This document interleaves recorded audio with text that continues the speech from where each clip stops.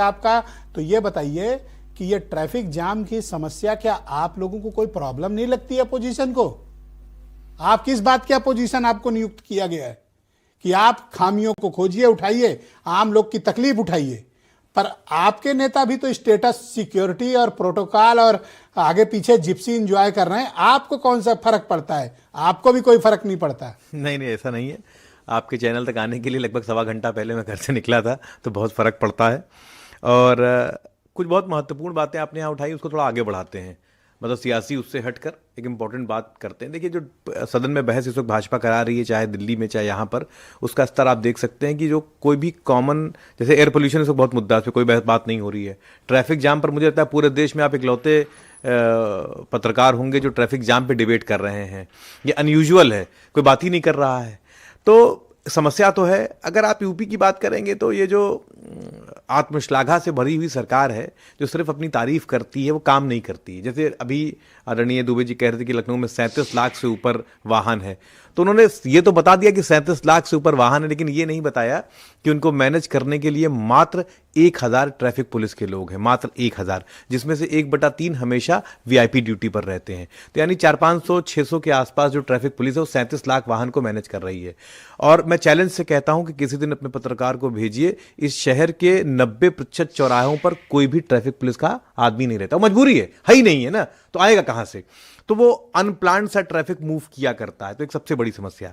एक वायरलेस रखता है, उसको वीआईपी के फ्लीट से मैसेज आता है कि मंत्री जी की गाड़ी 500 मीटर रही। तो वही मैंने कहा ना कि सबका रास्ता घेर कर वो खड़ा हो जाता है, मंत्री जी निकल जाते हैं, फिर सबको छोड़ देता है। नहीं, एक पहले सर्वे हुआ था कि 10 गुना जरूरत है, 1-2 नहीं, 10 गुना जरूरत है पूरे उत्तर प्रदेश में ट्रैफिक पुलिस की। दूसरी बात, पीडब्ल्यूडी ने एक सर्वे किया अपनी रोडों। वीआईपी कल्चर पे आप बोल ही नहीं रहे, आप मेरी बात तो सड़क चौड़ी कर दो। अरे ये जब होगा तब होगा।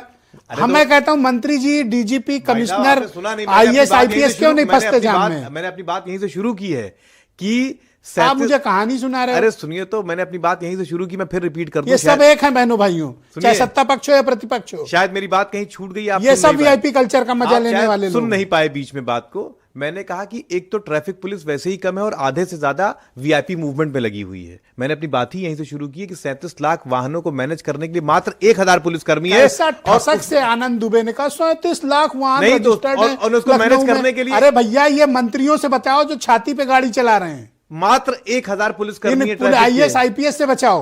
नहीं तो आप ये बताइए कि ये उसको मैनेज करने के लिए पुलिसकर्मी नहीं, बाकी जो लगा है वो वीआईपी। कहा कि नहीं आनंद दुबे ने? बताओ मुझे। मैंने कहा तो उसके आगे, क्योंकि आप भी बेनिफिशियरी हैं, इसलिए आप सबके मुंह बंद हैं। मुंह बंद है? मैं अपना और कैसे कहूंगा कि यहाँ ट्रैफिक पुलिस नहीं है? यहाँ वीआईपी मूवमेंट जो है उसको वीआईपी मूवमेंट पे लगा रखा है। उतनी कठोरता से आलोचना नहीं कर पा रहे। मैंने आपसे कहा कि क्योंकि आपके नेता भी एंजॉय कर रहे हैं। 90% चौराहे अनमैन्ड है। दुबे जी क्या कह रहे हैं? प्रोटोकॉल तो देना पड़ेगा। अरे भैया, हमारी छाती पे चढ़ा के प्रोटोकॉल दोगे? नहीं।